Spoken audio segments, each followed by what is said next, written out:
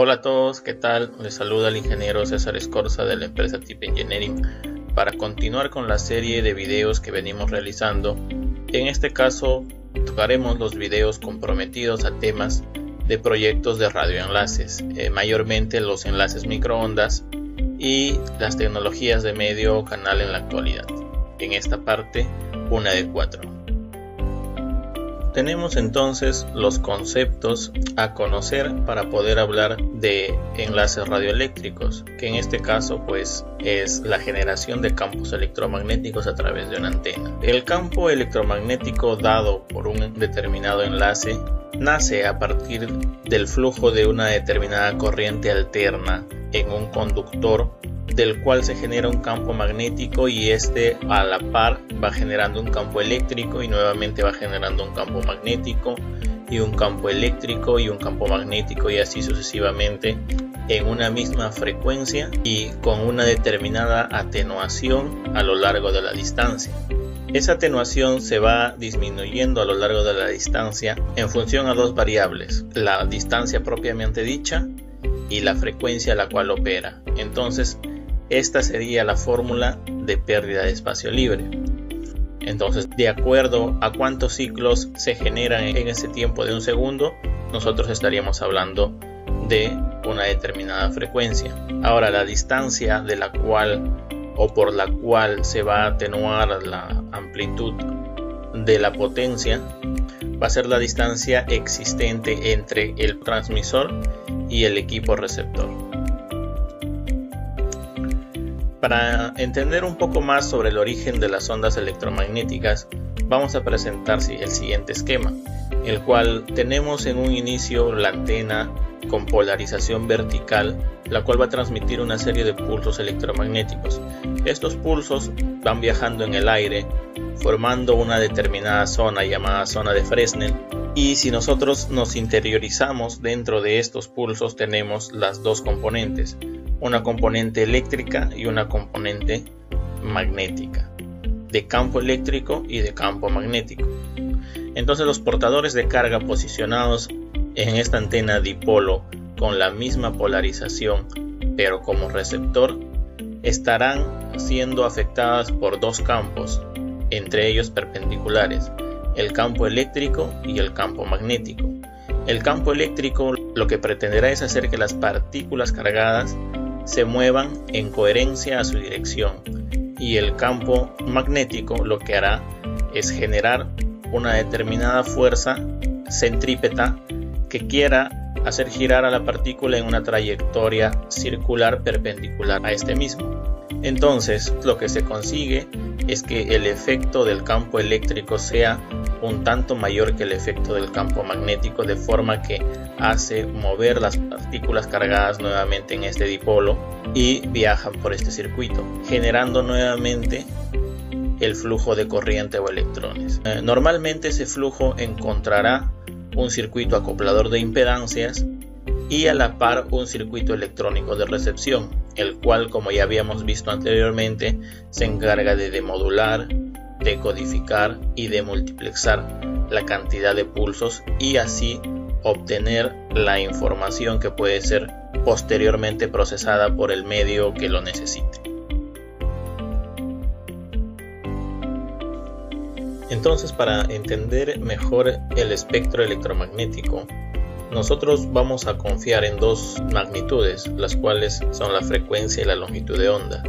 Estas se encuentran en relación inversa, entonces nosotros podemos encontrar que las microondas, por ejemplo, se encuentran en el orden de los 10 a la menos 2 metros. La radio común del dial que conocemos se encuentran en el orden de 10 a la 0 a 10 a la 2 metros. Y las conocidas radios de onda larga son las que tienen valores que oscilan entre 10 a la 4 y 10 a la 7 metros. Más adelante veremos las aplicaciones de cada tipo de onda. Es preciso entender de que conforme va incrementando la frecuencia de las ondas electromagnéticas, va incrementando la cantidad de energía que ésta tiene. Entonces, por eso es importante nombrar que existen dos tipos de radiaciones, las radiaciones ionizantes y las no ionizantes. A partir de la etapa de transición de la radiación ultravioleta hacia adelante, nosotros tenemos a la radiación ionizante. Esta radiación tiene la capacidad y la cantidad de energía suficiente para poder alterar las moléculas de ADN y por ende sí tiene la capacidad de generar mutaciones genéticas o daño a nuestras células. En la parte de energía no ionizante, hoy en día no existe ningún registro experimental que pueda demostrar que puede dañar el ADN de un registro orgánico.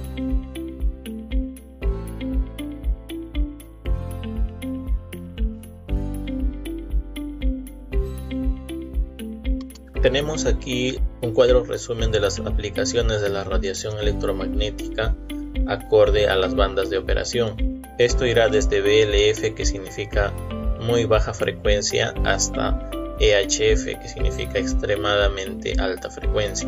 Entonces, para las aplicaciones de VLF, que se encuentra en el rango de frecuencia desde los 3 kHz hasta los 30 kHz, tenemos la radionavegación de largo alcance. Para baja frecuencia, desde los 30 kHz hasta los 300 kHz, tenemos los localizadores de navegación. Desde los 300 kHz hasta los 3 MHz, nosotros tenemos la radio AM.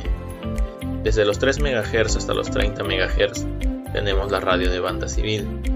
Desde los 30 MHz hasta los 300 MHz, tenemos la televisión VHF y la radio FM. Ya cuando entramos a UHF se empieza a denominar microondas.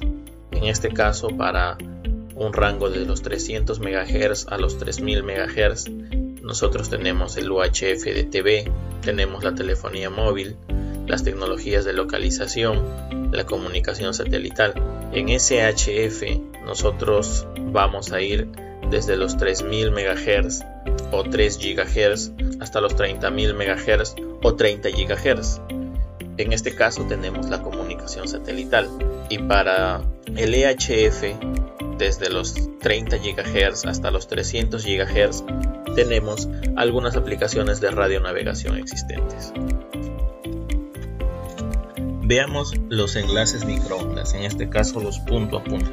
Para poder entender los enlaces microondas, nosotros tenemos que entender tres conceptos principales, que son los métodos de duplexación que estos tienen. Entonces, existen tres.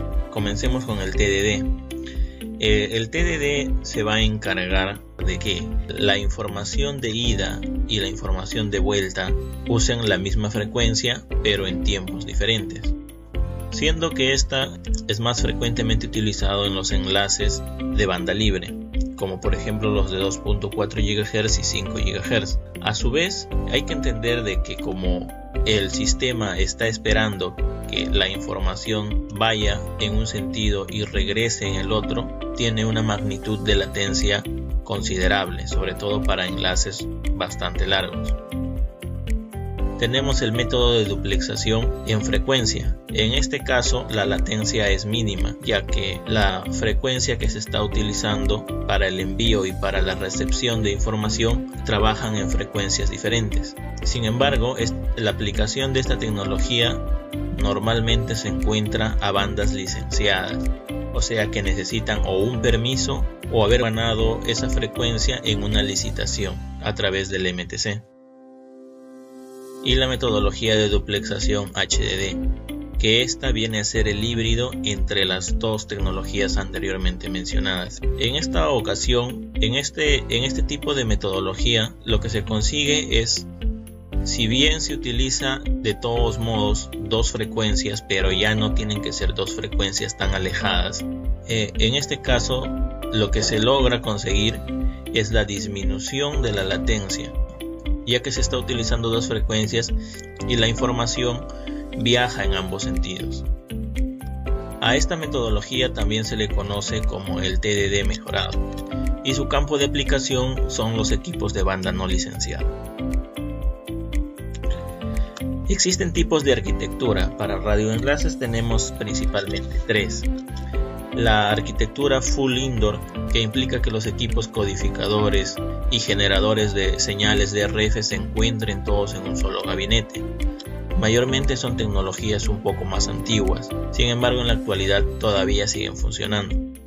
Esto implica que tengamos que instalar guías de onda en toda la ruta sobre una torre hasta llegar al cuarto de comunicaciones, y a su vez tengamos que colocar las transiciones de guía de onda de acuerdo a la polarización en la que queremos transmitir. Normalmente las antenas son de platos bastante grandes en este tipo de enlaces, por ende su implementación implica mayor cantidad de recursos en cuanto a personas, herramientas y tiempo.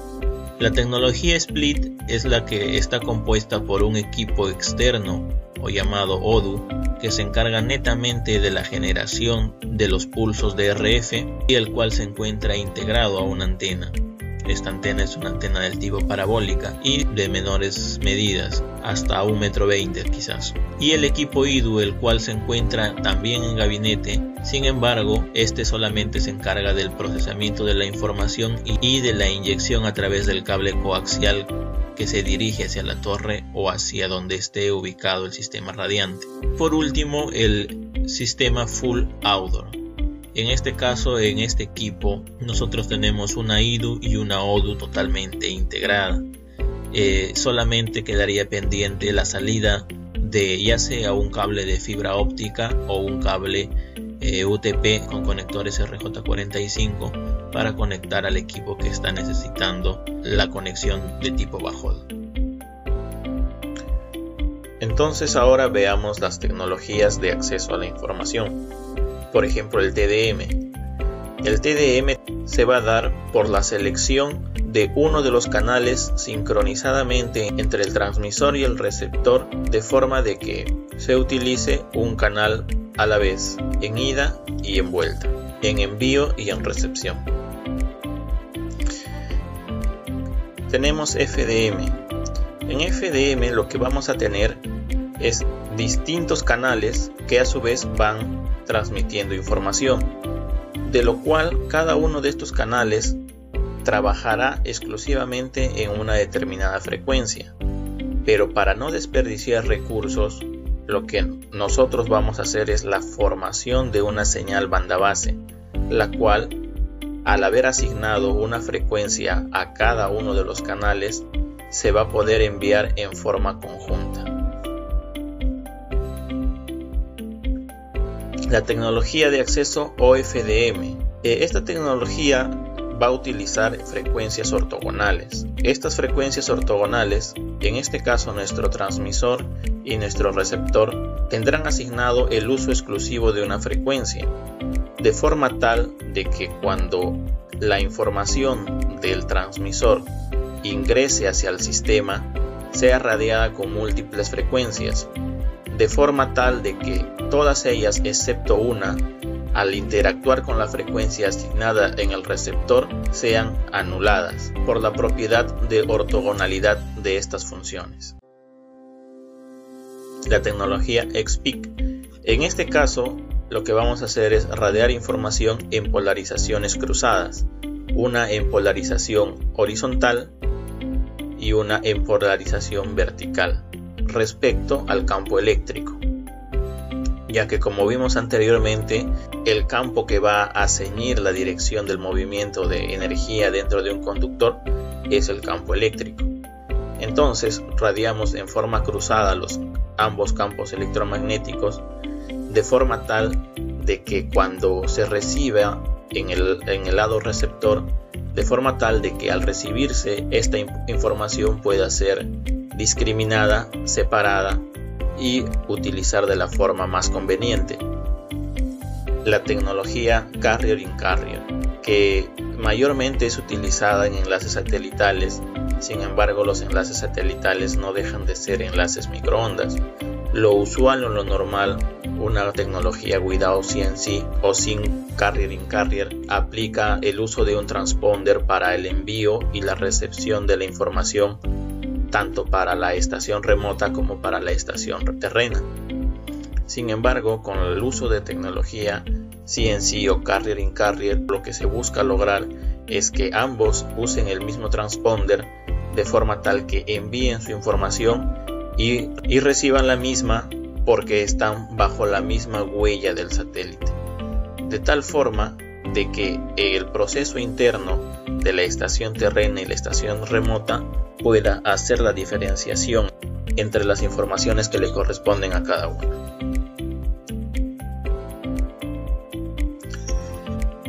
Entonces, para los temas de telecomunicaciones es bastante importante destacar la lectura de los datasheets de equipos y las especificaciones técnicas con sus respectivas certificaciones que estos tengan, y los principios de la matemática logarítmica, principalmente para entender los dBms y los dBs, las ganancias y las pérdidas. Hemos podido ver las tecnologías de medio y de acceso. Para el tema de tecnologías de la información, sigue siendo bastante importante el hecho de la digitalización y cómo estos equipos se instalan en base a estándares de instalación de los mismos fabricantes, los cuales vienen derivados de la ANSI, de la TIA, de la VIXI, de los manuales del Cordia y NEC. Recordar siempre la importancia de que las soluciones que brindemos estén completamente relacionados hacia el campo de aplicación en donde éste va a ir. Como la frase del día de hoy exponemos que el éxito es la habilidad de ir de fracaso en fracaso sin perder el ánimo.